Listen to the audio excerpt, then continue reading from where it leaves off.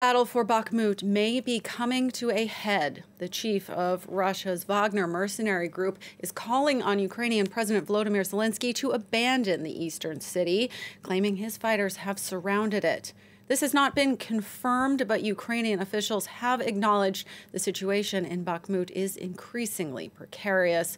For more, let's cross to our correspondent in Kyiv, Gulliver Cragg. Gulliver, Ukrainian officials have said in the past that soldiers will defend Bakhmut for as long as possible. What do we know about whether or not that time is drawing to a close?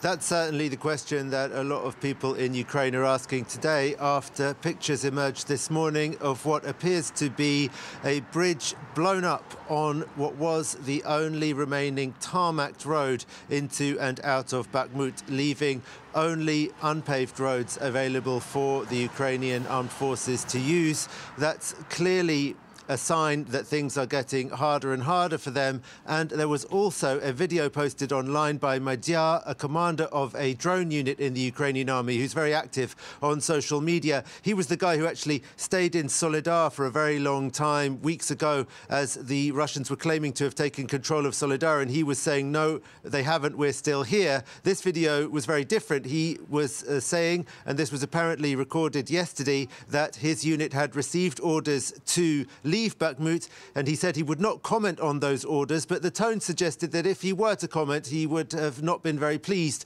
with those orders that he was saying that he received. But then subsequently there was another video posted by another Ukrainian commander who's not actually in Bakhmut but is in charge of at least part of the operations there, saying that the Ukrainian army is not leaving and that there haven't been orders to withdraw, and that remains the official position of the Ukrainian government and armed forces. They are actually accusing the Russians of disinformation, of spreading false information about a possible Ukrainian withdrawal precisely in order to spread panic.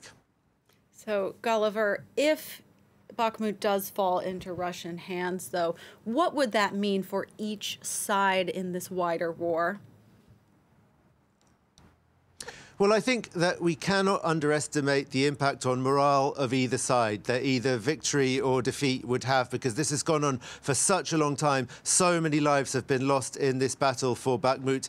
The Ukrainians, though, I think will feel that they're coming out of there, if they do come out of there, with their heads held pretty high, because despite the astonishing amount of manpower and artillery that the Russians committed to this battle for Bakhmut, the Ukrainian armed forces have held out there so far for longer than very, very many people thought that they would be able to. And so I think that they would feel that it's an honourable retreat if they do. But that still means that it would have an effect on morale. It would be the first major town that Ukraine would have lost to the Russian armed forces since actually summer 2022, when they lost Lysychansk and Severodonetsk in Luhansk region.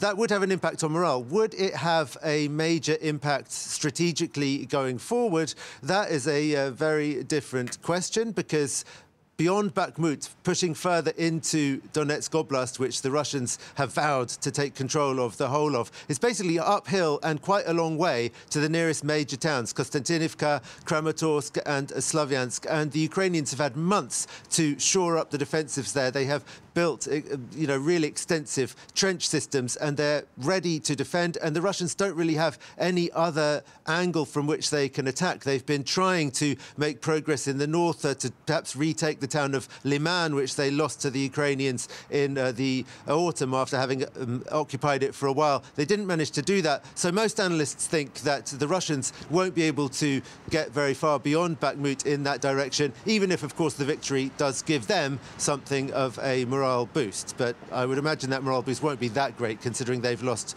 probably tens of thousands of fighters in this battle. We're keeping a very close eye on this story today. Gulliver